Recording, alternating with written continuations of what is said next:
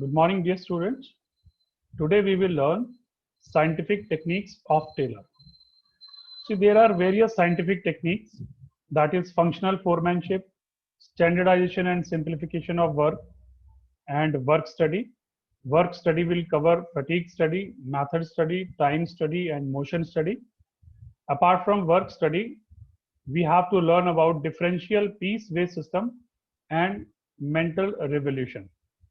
So let's start with functional foremanship. In this technique, Taylor suggested that division of factory in two departments, planning departments and production department. And Taylor felt that workers must be free from the burden of planning and they must concentrate on work and production to develop specialization in the productivity.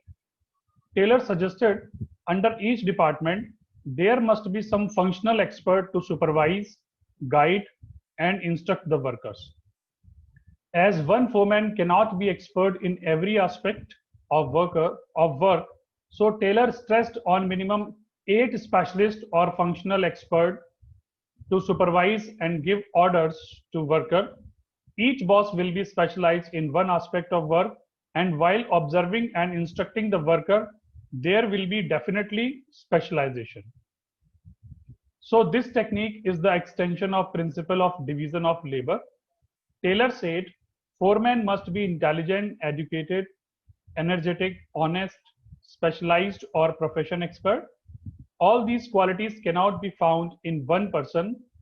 Taylor stressed on having minimum 8 experts, 4 under each department to order and guide the workers. The 8 functional experts suggested by Taylor are: under planning department, there must be one route clerk. This foreman is responsible to fix up the sequence of steps by performing mechanical or manual job. Second one will be instruction card clerk. This foreman is responsible for giving general instructions necessary to carry on the job in a specified manner. And third one is time and cost clerk.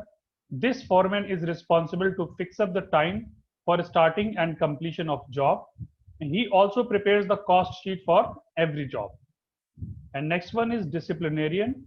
This foreman is responsible for performance of job in orderly and systematic way. Under operational departments, again, there is a need of 4 bosses. First one will be gang boss. He arranges all the machines, tools, and other resources required for performance of the job so that there is no delay. Second one is speed boss.